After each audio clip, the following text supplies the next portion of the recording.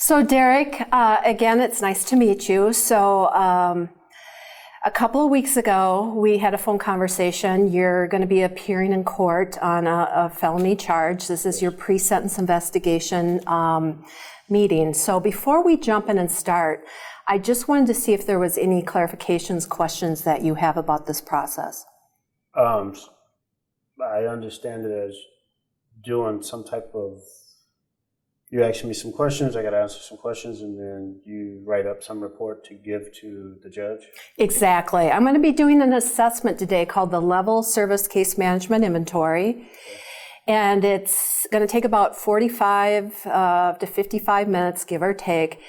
It's a series of questions about criminal history, education, employment, family marital, things you do in your free time, alcohol, drug issues, etc.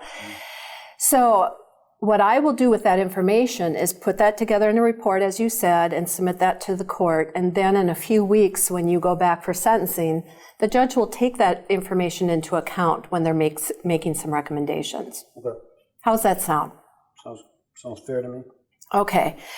So let's jump in. Again, I'm going to be asking you a series of questions, and I'm hoping that we can kind of have a conversation. This is really your opportunity to really kind of share your story, talk about your viewpoint, share your ideas. I will be taking notes during the process in order so that I can later score the actual assessment tool. Okay. You're welcome to see those notes at any time. And if you need to take a break, you need me to rephrase a question, please don't hesitate to ask me to do that. Okay. So let's start off and tell me what you're going to be going back to court for, what that charge is about, what happened. Well, I got in trouble for buying some golf clubs that apparently were stolen. At the time that I bought the clubs, I had no idea that they were stolen. Obviously, I wouldn't have bought the clubs. But it was a really good deal, which was like $200 for a set of irons and some drivers. And, it's not uncommon for people to sell clubs all the time. Mm-hmm. So, and I just thought, hey, I'll buy them. I'll save myself about, $400 or $500. And I was low on cash anyway, so I thought it'd be a great deal. And next thing you know, I got the police knocking on my door telling me that I had some property that didn't belong to me, and I got arrested for having some golf clubs in my in my garage that somebody sold to me.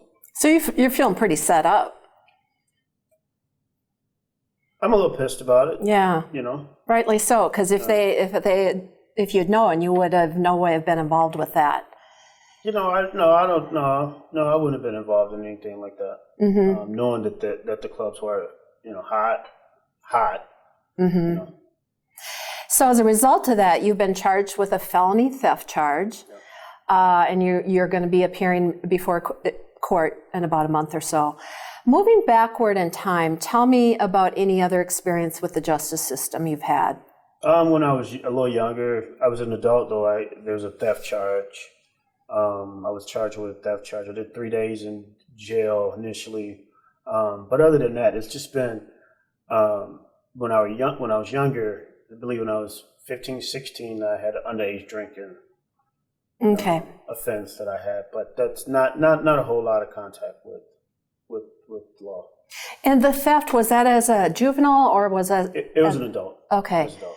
And what were the consequences? What happened with both of those charges? I got probation. Okay. I think it was a year or two of probation. And then initially, like I said, I spent 3 days in jail, a year or two of probation. I had to abide by some conditions of probation. But that went well. There wasn't any problems. Okay. So something I did, something I thought I learned from.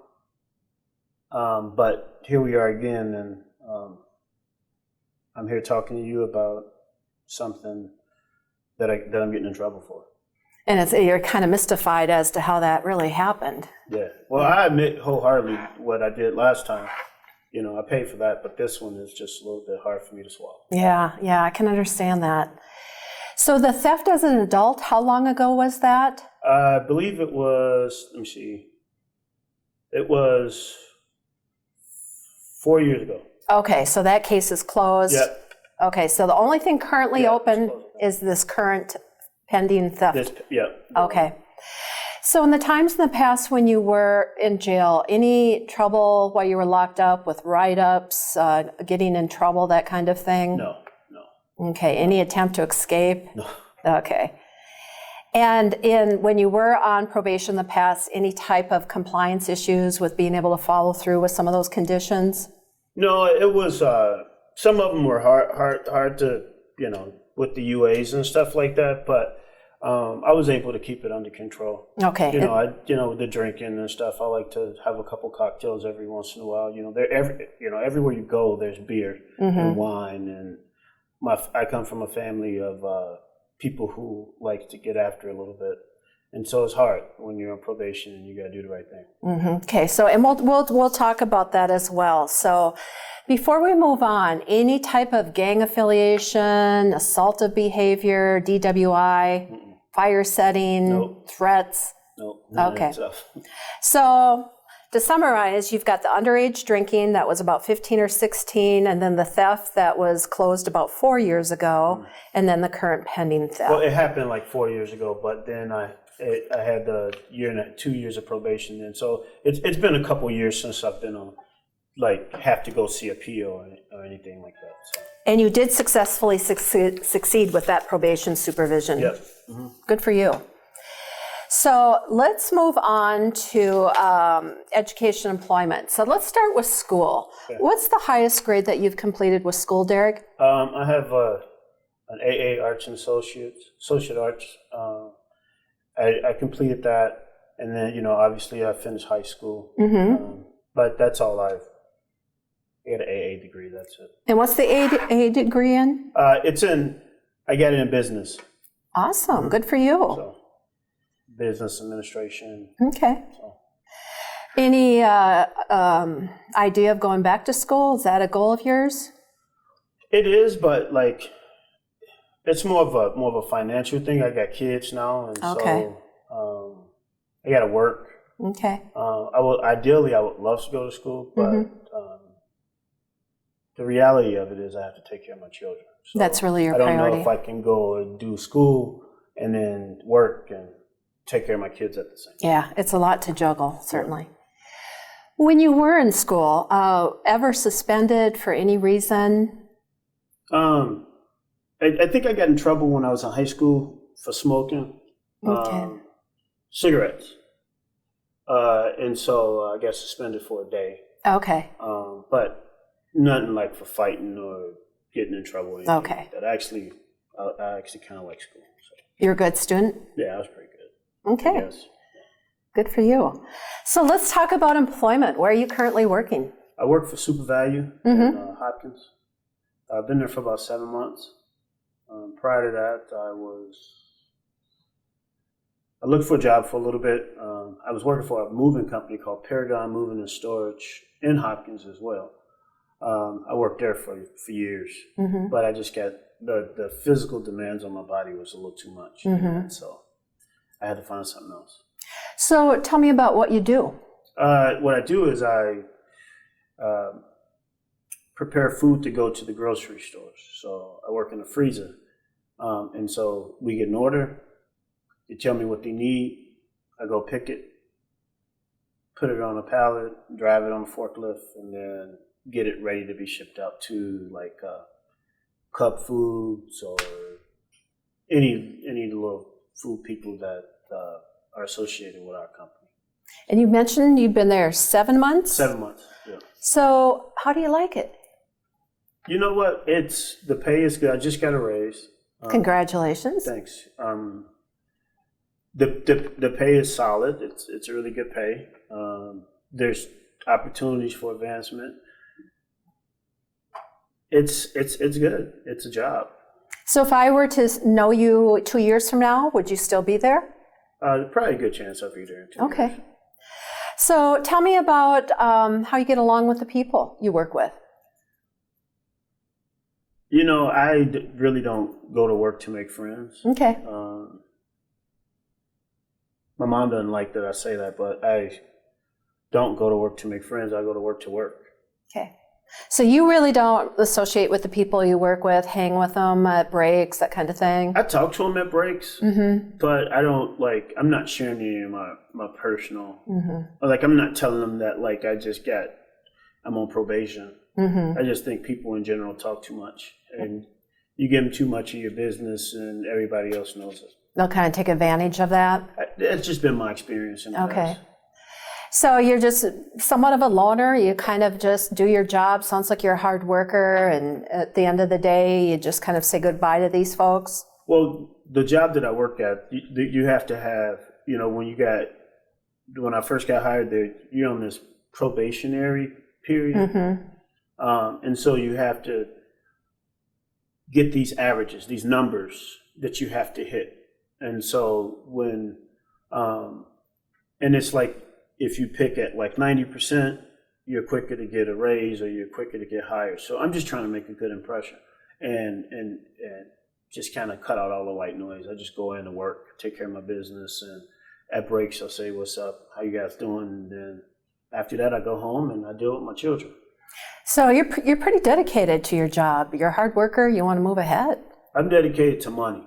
Okay. Yeah. That's what motivates you. Yes, absolutely. Okay. So what about your boss? How do you get along with your boss? You don't really have time. If you do your work, he leaves you alone, and I kind of like that. But he seems like a pretty good guy. I don't know. I think he's always giving good feedback. I don't know. I mean, I would probably like to, if anybody I hung out with would probably be somebody like him, just because it seems like we're more like-minded. So you have more in common with him, and he's someone you look up to some degree? Yeah, he's not one of those people that are pointing fingers and you need to do this, you need to do that. He kind of models a certain type of behavior, and I kind of dig that. You appreciate that about him. So you say it's a pretty good relationship then? I would say. I mean, I wouldn't call it the best relationship ever. We exist. Okay. So you're not really good friends, but you get along, you look up to him, you accept his feedback. Absolutely. Nice. That really helps in being supportive as far as going to work, having a boss like that. Yeah, for sure. Okay. So let's move on and talk about family marital. Tell me a little bit about your family. I'm originally from Illinois. My mom she's worked for the post office, been working there for years. My dad drives trucks. Been around. They're not together. Okay. They broke up when I was a kid, but got a brother, got a sister, who now both brother and sister live here in Minneapolis. So I talk to them quite often. I talk to my mom all the time. I don't talk to my dad much. I talk to him probably a couple times a month, but not as much as I talk to my mother. Okay. I come from a pretty good household growing up. No abuse. Okay. None of that stuff. So you would say you're pretty close to your family, maybe not so close to your dad, but yet there's a good solid relationship there? Yeah, we have, we're I wouldn't say, we're like a typical family. Everybody have their problems. I would say my family is very opinionated about what the next person is doing or whatever. And and I don't know if that comes from my dad or my mom, but everybody got their opinions about how people should do stuff. So we're pretty close. And if they're opinionated, what do they say about what's currently going on with you? Well, my brother called me stupid, saying that you're always trying to save money and you're cheap, and you know those golf clubs came from somewhere. So, and I bought them anyway. And my sister, she just said it was done. My mom, she's pretty upset at me because of the trouble that I was in before. That she kind of helped me out with some money to hire an attorney and stuff like that, and then here I am in the same situation again. So they are very opinionated about this. But to me, it just seems like it wasn't that big of a deal. I didn't think it was at the time, but now I'm starting to see how serious it is. sitting here talking to you, sharing all my life about, talking about my life and my family and stuff like that. So I'm really starting to understand the seriousness of it now. So it's really a wake-up call for you. A little bit. In the sense that this is not the path that you want to head down, having to come in and talk to probation, be on probation. Just kind of thinking more about my kids than anything. Yeah. Like how they would look at the situation. So tell me a little bit about your kids. I got a couple kids who 12, 11. Boy, girl? 2 boys. Okay. They are pretty active kids. They play a whole bunch of sports. I'm not with the mom. Okay. We were together for some time, but things didn't work out. She's a little bit more. She expected a little bit more from me in terms of she wanted me to finish school and wanted me to do a bunch of stuff, and I wanted to make some contributions to the family, like get a job. So just a lot of things we just didn't see eye to eye, and I don't know. It was just constant bickering in front of the children and stuff like that. And we were together for a long time. And how long ago did the relationship end? It ended about maybe a couple years ago. Okay. And you've been single since? I started seeing a girl a little bit after that. Okay. But we broke up. She didn't like that a lot of my energy was put toward my children. Uh-huh. And then there was one incident where she tried to discipline one of my kids, and that's a no-no for me. So yeah, it didn't work out so well. we had to say bye-bye to each other. So how do you feel about being single? This is probably, in a long time, it's probably the best thing that ever happened to me, being single. Because? Just give a little bit more time and energy to my children. And I need to work on myself first. I've only been in this job for 7 months. I'm trying to build up some money and stuff like that. And so just working on me is a little important right now instead of trying to bring my issues into a relationship. So really kind of get your ducks in a row so that you can be there for your kids and move forward with your life. That's my plan. It's a good plan. Good for you. I appreciate your dedication to that process. Oh, thanks. So in regards to your kids, do you have custody? What does that look like? We don't have it was never, the mom was nice enough to not have to put me through that situation of going through the court system and the child support stuff. And so I'm blessed in that aspect because I talk about my kids a lot. I coach basketball for them. I'm taking them all kind of soccer events, and I spend a lot of time with my kids. So you're a very active parent, very involved in these boys' lives. Yeah, that's kind of what makes me tick is my children. Okay, great. It's a great motivator. Yeah, I just can't imagine them not being around their dad. So yeah. So has anyone in your family ever had any involvement with the justice system? Well, some cousins. Okay. A lot of, them, but not like my immediate family, like not my dad or my mom or my brother or sister. Okay. None of them. And then when you mention cousins, are these cousins that you have contact with, and what about other family members? Well, I don't think you have enough time to talk about all my family members because I'm the oldest grandchild out of 43 grandchildren. Oh my goodness, big family. So we have a lot of characters in the big family. Mm-hmm. There's a lot of people. And so, but in particular, I got a couple of cousins that's in prison in Chicago. Okay. Yeah. Okay. Do you know what that's for? Drugs. And actually, drugs. Just okay. Drug sales.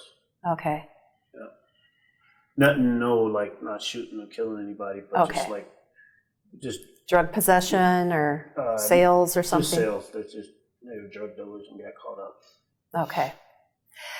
So you mentioned that you coach your boys, was it basketball? Yeah. So is that something you do regularly? That's something you're committed to doing? Yeah, I've been coaching them since they've been involved in basketball. And so it's been a couple of, maybe 4 years. Yeah. Okay. You're the lead coach or? No, I coach, they play I coach both of their teams. They play in a like a community center basketball association league, and so I've been coaching them since a couple of years ago, and then the parents like me and I like them, and just another way for me to spend some time with my boys. One of my pet peeves is seeing other coaches coach children and give them the wrong information. And so I've been around basketball a lot and consider myself a pretty decent coach. So I don't know. So it's one of the things that I do. So it's really important for you to get in there and really kind of nurture these kids and build them up and be positive. I want them to get ready for the next level or whatever they do, whatever that is. Move them to the next step. And my dad never got a chance to coach me because he was always working. So here's my chance to do something different. So you want to be the parent that perhaps your dad couldn't be for whatever reasons. You want to really be there in their lives. Yep. Well, I really commend you for that, Derrick, that you want to be that really awesome parent to these young boys. Yep. Good for you. Thanks. So you're coaching. It sounds like you've been coaching for a number of years for these young men. What else do you do with your free time? Because you work full time, you're coaching. What else do you do? Trying to maintain my house. I got a pretty hard job, and trying to coordinate getting my kids from here and there to different places is one thing, and it's just life. I like to play golf. Obviously, that's why I'm here. The reason for the clubs. Right. Yep. That's why I'm here. But anything where I'm competing athletically is what I like to do. I play softball if I'm asked. I'll sub on some softball teams if they ask me to, or I go play shoot hoops with some buddies. I play a men's basketball league on Wednesday nights, so I do that. And those are the guys I usually hang out with. Okay. Those guys are men's basketball league that I'm in. So let's talk about who you hang out with, just to get a picture of kind of who your friends are. And again, I don't need a lot of information, but I'd like to use this diagram. Okay. It's called a social network map, just to get a sense of who you're hanging out with and a little bit about what your friends are like. So in this inner circle, that would represent who your best friend or friends are, the people that you confide in, you trust, you hang out with. So who would you consider to be in that inner circle? I got one really, really good friend, Tim. Tim. Yeah, Tim. He and I, we play hoops together, we golf together, we hang out. So you see him on a weekly basis? I see him more than I see my brother. Okay. Yeah. So in some ways, he's kind of like a brother. He is like my brother. I was just about to say that. Okay. Brother from another mother is what we say all the time. Okay. And Tim, to your knowledge, has he had any involvement with the justice system? I think he has in the past. I think he got in some trouble before. Not prison or anything like that, but I think he was on probation at one point. I don't want to give any misinformation, but I think he was on probation for maybe I think he was in possession of weed or something like that. I'm not sure exactly what it was, but I do recall him being on probation some time back. And when you say some time back, 5 years ago? I think it was like right before the time I was on probation, to be honest with you. So what, 4 or 5 years ago? About 3-4 years ago, something like that. And since then, he's had no further involvement? No. I mean, we drink and have a couple beers here and there. Okay. But no, I think he learned his lesson. Okay. Now let's move outside the circle a little bit. So any other friends that maybe aren't as close to you as Tim is, but maybe friends that you see less often, you maybe don't talk as deep level as you do with Tim? Well, I think everybody kind of knows somebody that's been on probation or got in a little trouble.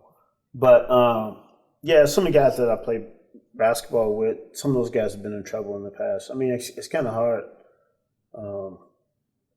These days, sometimes I feel like it's kind of hard for people not to get in trouble at some point. Mm-hmm. Have gotten in trouble at some point. Okay.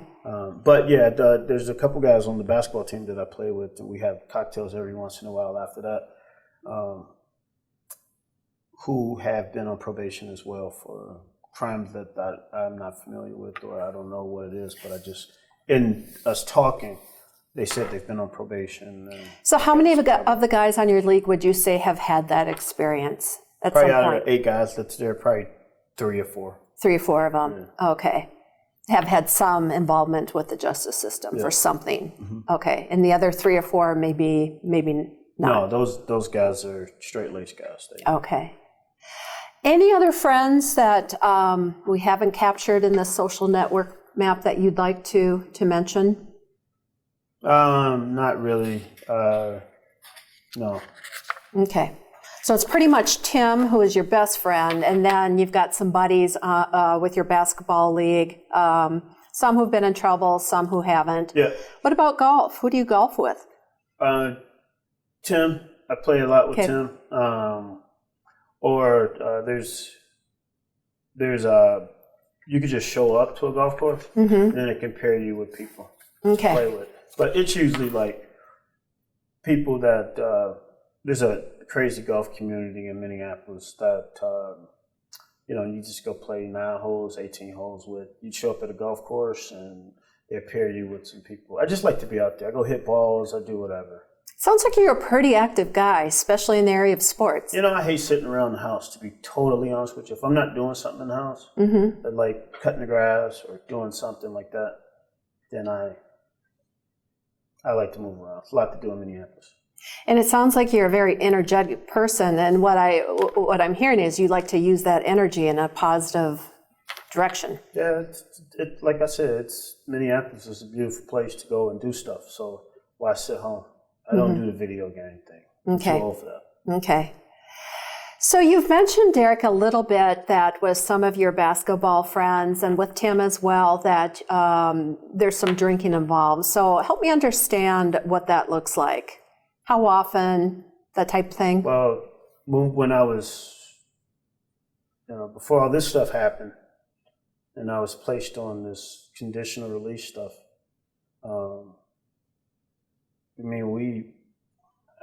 would get a couple 6-packs here and there, go out to some bars, northeast, downtown Minneapolis, have a couple, smoke a little weed here and there, which, I didn't think anything was wrong with that. But it's just, drinking is so common. It's everywhere you go. You go to a bar, you go to Applebee's, you go to a friend's house, first thing they do is, can I get you something to drink? Can I get a beer? So it's just one of those things, but I didn't think I didn't have a huge problem with it. So you feel a little bit of pressure when you're out and about to use? There's some, I wouldn't call it pressure. I just say it was just kind of part of just a normal thing to do. Okay. I think I wouldn't call it pressure. Okay. I would just say it was just the people who I surrounded myself with, this was a common occurrence. So this is kind of the lifestyle that drinking is and partying a little bit is involved. Right, yeah. Okay. I like to party. Okay. I like to listen to good music. So when you say you like to party, what does that look like? What do you mean? When I'm an energetic person, so I like to actually party with.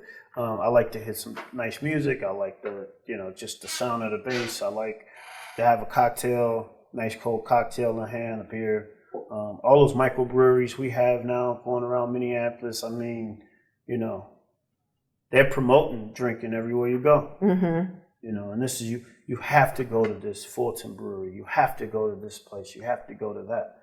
So it's just kind of like the culture we live in. It seems like to me. Okay, so when you go out to these places, clubs, etc., how often typically are you drinking?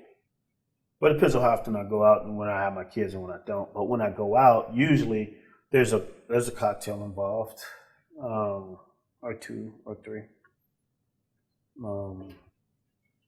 So I would say maybe 3 times a week. Okay. Yeah, 3 times a week. Usually always on the weekends. With this new job and stuff, it hasn't been occurring as often, just because I got the new job and then my work hours has changed. Mm-hmm. But the days that I'm off, the weekends and stuff like that, those days are usually reserved for drinking and hanging out. And when you go out drinking on the weekends mainly, do you ever suffer from any type of hangovers, blackouts, that kind of thing? Never did the blackout thing, never had that. But hangover, yeah. And then I would smoke a bowl or something and then help me with the hangover. Okay, so how often do you smoke weed? Well, I don't now, but when I did, it was probably on the weekends.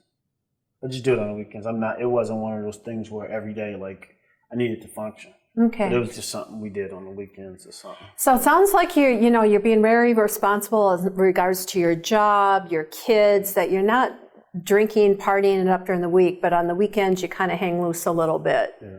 So when is the last time you smoked weed?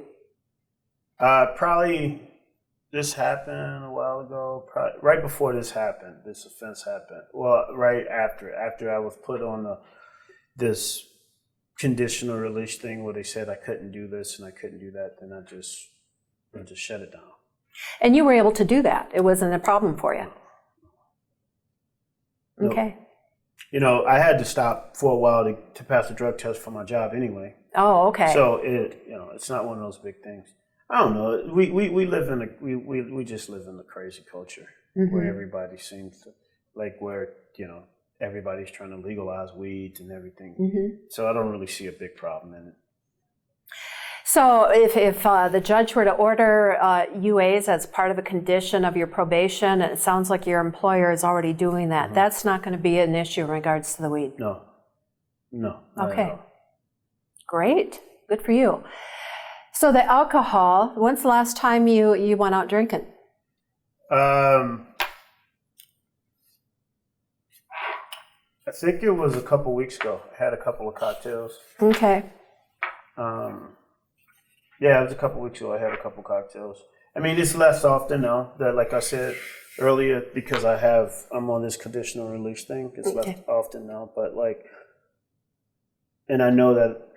I mean, it's kind of weird because I wasn't drunk, or alcohol had nothing to do with me buying some clubs for $200. I was as sober as I've been in a long time when I made that purchase, and then it seems like I'm getting told that what I can't do because of it's just what's normal for them. Mm-hmm. So the alcohol had nothing to do. That was just a mistake in and of itself. Yeah, it was a mistake, but it's like it was an honest mistake. You didn't know they were stolen? No, yeah. Right. Yeah. That's the part that's troubling me. It seems to me that's something that you're wanting the judge to be made aware of. Right. Yeah. Okay. I can certainly put that in my report. You get put in a position where, just because the police officers wrote something up is what they think is factual, and that's just not true. Mm-hmm. And then they're asking me, well, where's the guy who sold you this? I don't know. Mm-hmm. It was a friend of a neighbor's. Mm-hmm. So you're feeling, that it's unfair in a way that you're sitting here because it was a legitimate mistake. Yeah.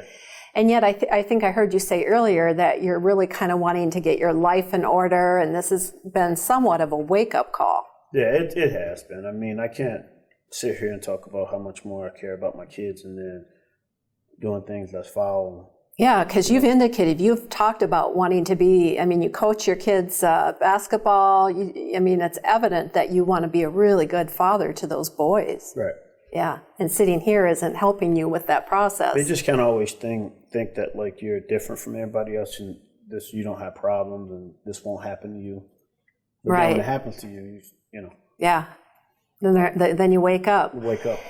So in regards to your drinking or weed smoking, has your family ever made any complaints or expressed any concerns about that? Yeah, my dad, with the weed thing, with the drinking thing, he thought that when I was hanging out with some of the homeboys in the neighborhood when I was younger, he thought that was could potentially be a problem when I got older. So he tried to address that. I never gone to treatment or had treatment or anything like that. It's just more him saying, you know what, pointing his finger and saying like, this is what you need to do. But, and I was open and honest with them about the weed because they smelt it on me one time before. But they frown upon that. And it sounds like your family has really your best interests at heart, that you're from a closely bonded family. Pretty much. Yeah, that they care about you. Yeah. Yeah. How about your job? Has alcohol or weed ever affected your ability to go to work, do your work, that kind of thing? No, I like money too much. You mentioned that earlier. You like to make money. Okay. I do. So it's never been a problem with work. No. And then you mentioned that you've never had any blackouts, but you have been hungover a few times. Yeah, I've had some hangovers before. Okay. Any other? It usually happens when I drink brown liquor.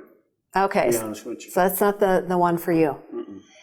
So any other indicators, such as have you tried to quit drinking and not been able to? Have you drank more than you've intended to? That kind of thing. I think we've all got to that. Now, I don't want to put any words in your mouth, but for me, if I'm having a good time, sometimes, I probably shouldn't have that fourth drink or that third drink, and then I do. And then next thing you know, it's late, and then, yep. So on the one hand, you've never been through treatment. You don't feel like you probably there is a need for you to go through treatment. Yet on the other hand, you're indicating that you have drank more than you've intended, that it has caused a few issues for you, that your family has complained. Right. Well, the issues are more like on me personally, but not me affecting anybody else. Like, I don't get violent. I don't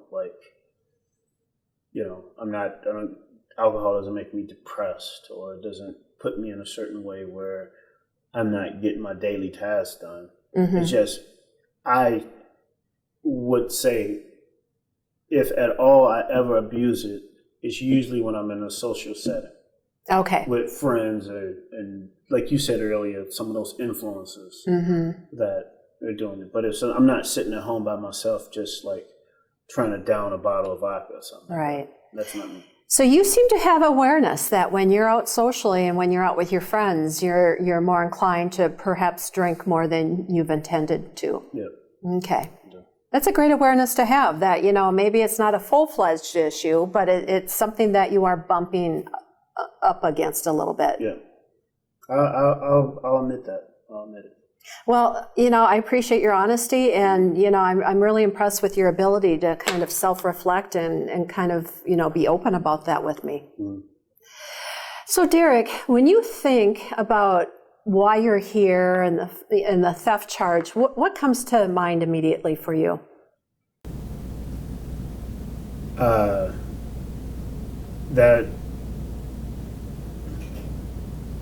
I messed up again, At first, I didn't think it was that serious. I mean, I was happy.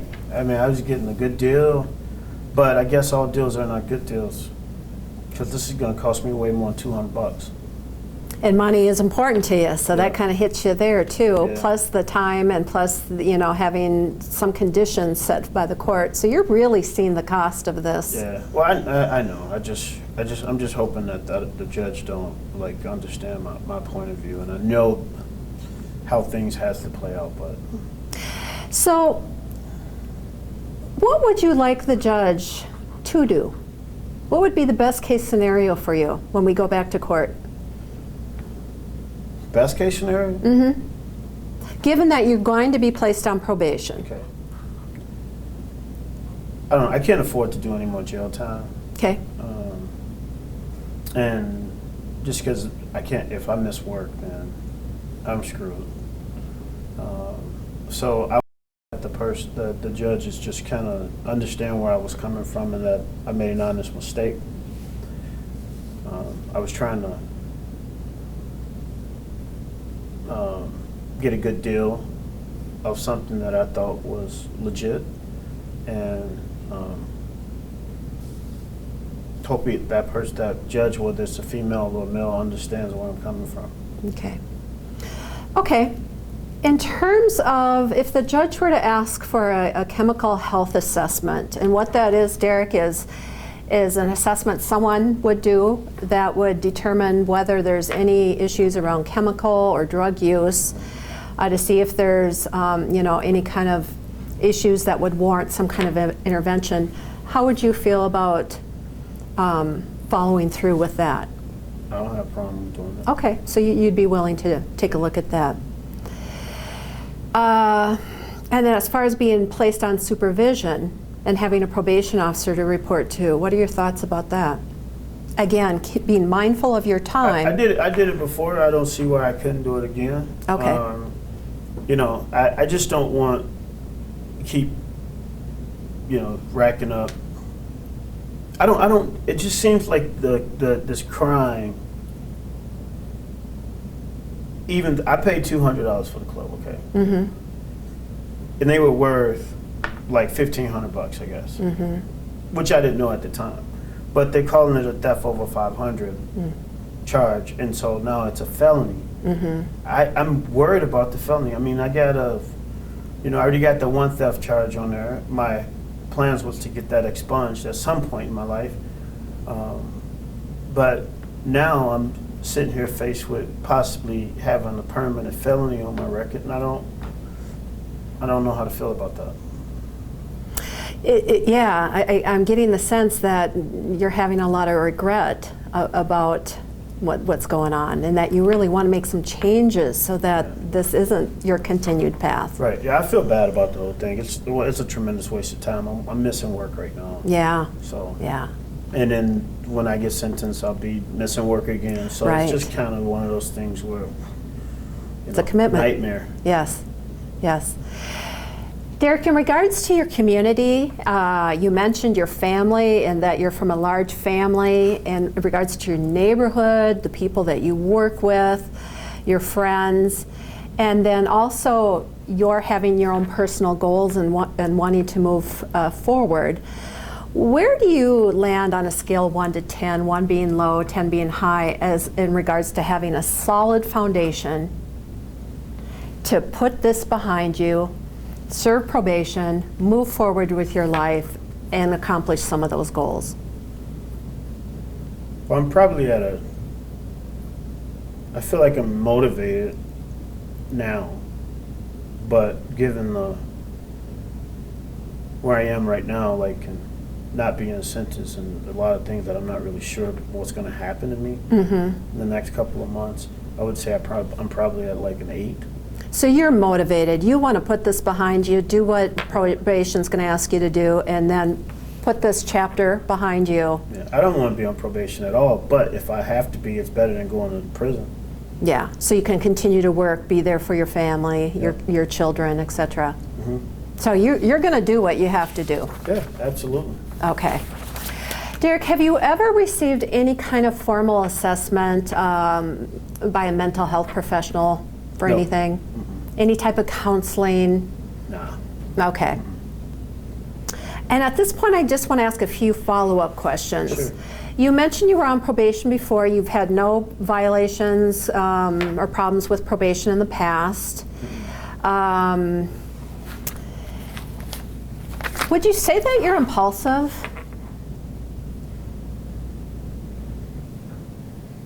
I think that would be a pretty good way to describe some of my actions. Would you say more about that? Why you would say that you tend to be impulsive? Just because it's like one of those things that when, kind of like an opportunist, like if a good opportunity presents itself, then I like to take advantage of it.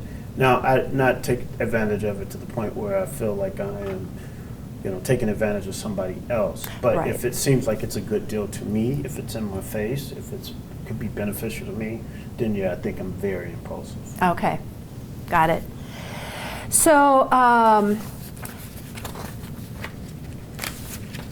regards to finances, you mentioned that money is very important to you. On a scale 1 to 5, 1 being, hey, I'm suffering here, I don't have enough money, and 5, I'm doing perfectly okay. Yeah.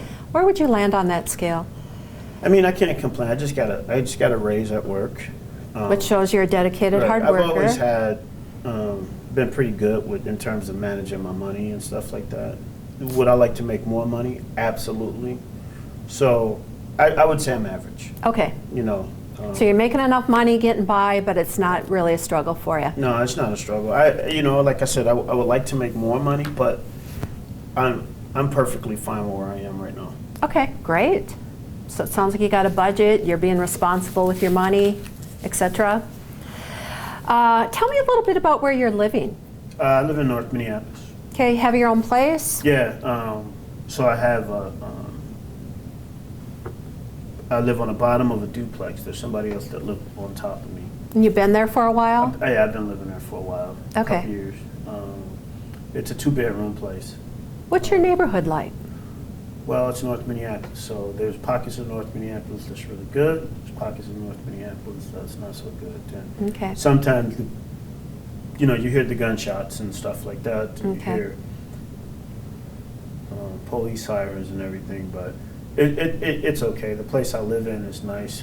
I would say the neighborhood is probably middle class to middle lower class neighborhood. Okay. You have It's plans? affordable. You have plans to stay there? I do. Okay. I really like North Minneapolis. Mm-hmm. It's very convenient to my job. If my car breaks down, I'm on the bus line. We got a golf course in walking distance. Beautiful houses over there. It's just So a lot going for you. yeah. I like the neighborhood. It's nice, close to Okay. downtown. Okay. So a couple of just personal questions. You can always choose not to answer them. That's certainly always your option. But I just want to ask them to get them on the radar. Okay. Have you ever been assaultive towards anyone, No. physically, Like a fight sexually? you talk about? Right. No. Okay. I mean, I've been in fights before, but I haven't been like charged. Okay. You know. And the fights you've had before, what was that about? You ever been to Chicago before? I have actually. Okay. Have you ever lived in Chicago before? No. Okay. Everybody got a fight coming from Chicago. So that was just a normal part of growing Normal up. Part of growing up. Okay. So those happened more as a kid, growing up, school But type once I get situation. up here, I'm too old to fight. I don't fight Okay. anybody.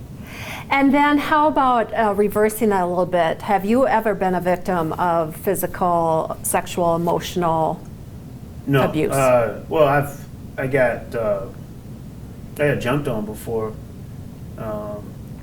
This was actually downtown Minneapolis, where some teenagers. I was coming from the bar. Some teenagers was on. I think that's Hennepin Avenue, and I don't know. I probably should have crossed the other side of the street, and I'm just walking and minding my own business. And they started. One guy snatched my hat, and then next thing you know, I had people fighting. How long ago did that happen? It was a while. It was probably about 4 years ago. Okay. As a result of that, do you own any type of weapons such as guns or carry or anything? I lost way too many friends to gun violence. I'm not about guns. Okay. Okay. So you've seen the tragedy of that. Okay. One last question, Derrick. What are your goals for when you are on probation, when you get off probation? When I look at goals, I guess I've never thought about having goals while being on probation. But now that this is close to being my reality, it's to get off of probation. Great. I don't want anything to do with the criminal justice system. That's good to hear. But outside of probation, I just want to be a good dad, pay my taxes, do what I'm supposed to do, and stay off the radar. Okay. Sounds like some wonderful goals to me. Yeah, I guess. So Derrick, that concludes my assessment interview. Okay.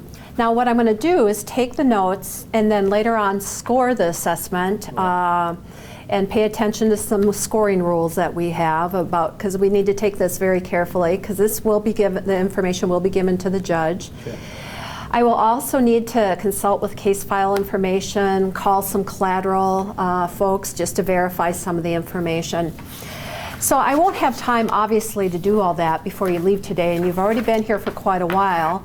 If you're willing, and you have about 4, 5, 6 more minutes, I would love to give you some informal feedback just based upon our session today. That's fine with me. I'm here, so. Okay. So, Yes. I've gotten to know you a little bit in the past 45 minutes or so. Again, thank you. I appreciate your willingness to be so open and forthcoming with information and to be honest with me. You know, Derrick, let's start with criminal history. You know, you don't have an extensive criminal history, and it really sounds like with this current offense, it was more, you didn't know those golf clubs were stolen. It was more of a mistake. It wasn't intended on your part that, hey, these are hot and I can get a good deal.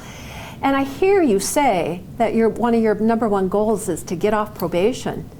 So I don't see that being a big risk for you. Yeah. Thoughts on that? No. No, I don't think it's a big risk at all. So I don't think you're going to score and be what we consider a high-risk client. You know, What is a high-risk client? A high-risk client would be someone who comes to us with an extensive criminal history that doesn't take responsibility for those offenses, that might have a severe chemical use problem, that doesn't have any family or friend support, that has some really, you know, strong attitudes about you know, getting by with stuff, that kind of thing. Mm-hmm. That certainly doesn't sound like you. Oh, well, no. I agree. Yeah. Moving on to education employment. You know, one thing this tool helps us to do is identify a client's strengths. And I would say this is certainly one of your strengths. You're working, you like it, you like your boss, you plan to stay there for a while. So this is something that you and your probation officer don't need to have that conversation. You're doing very well in that area. Okay. Family. It sounds like you've got some good supportive family, that your parents are both active in your life, mom more than your dad, that your brother and sister are there, that they're supportive of you. They may say that you're stupid for being here, but I think that's more out of care and concern. Yeah. You also sound like you got Tim, who's a good friend, and also have some other supports with the basketball people on your league. So it sounds like you've got a lot of supportive people in your life. What would you say to that? I would agree. I don't typically hang out with people who get in trouble quite a bit, or that I have any knowledge of them getting in trouble quite a bit. So that's not a hard thing for me to do. Well, it almost sounds as if, Derrick, that you go in some ways out of your way not to do that. That one of the things I heard loud and clear from you is that you really are in your children's lives. You know, you coach their basketball, you spend time with them. I heard you, I think, say something about driving them around and getting them to places. So it sounds like you're very active and that you're being a really good role model for those kids in many ways. Yeah, I hope to be. That's my goal. Speaking of goals you talked about earlier, one of my goals is just be really good, model great behavior for my kids. Yeah. And I really commend you for that dedication to want to be there for those young men. Well, thanks. You're welcome. The other area is that, you know, you use your time wisely. You know, there is the thing about, you know, letting go on weekends a little bit and, you know, drinking perhaps a little bit more than you intended. You've given up the weed, so it doesn't sound like that's going to be an issue for you. So again, I really appreciate your efforts at making some changes in your life to say, whoa, I've got to make some changes in order to get where I want to go, and this isn't it. So you're open to a chemical health assessment. My guess is the judge will probably order that. It will be another assessment just to determine, you know, what, if any, issues there are. Okay. And then another strength that I'd like to end with, Derrick, is your attitude. You have a great attitude towards everything. You're open and honest with me today. You've got a lot of strengths going for you, your job, your family, your friends, work. You know, I see you succeeding on probation, not having any issues, just getting this behind you and moving forward with your life. Well, good. I mean, that's the plan. That is definitely my plan. And I see it happening. I see you really being a success with probation All right, thanks. due to your openness and willingness to be motivated to move forward. Well, good. So Derrick, what questions do you have for me or concerns before we part ways today? So all the questions about the wheat and stuff, are you gonna talk to the judge about all that stuff, or what is that? That's a great question. Yes, what I'll do is I'll take this assessment tool, I'll score it. Now, not all the information goes into my pre-sentence investigation report, but one of the things the judge wants to be aware of is chemical use. Right. And I need to be transparent about that with him. So I will talk about that you have shared with me you've used weed in the past, but it doesn't seem to be an issue now. Okay. That you do, drink, but it's usually reserved for weekends, that kind of thing. Yeah. All right, that's fine. Okay. Other questions, concerns? No, I'm good. Okay, I want to thank you today for your time. Thanks for, making this easier for me to answer questions. I Well, thought I was going to have a horrible experience, but And it wasn't horrible. no, it wasn't. It was a pleasure meeting you, Derrick. So I'll see you again in about a month when we're both at court. Okay, all right. I'll see Okay, you. thank you. Yeah.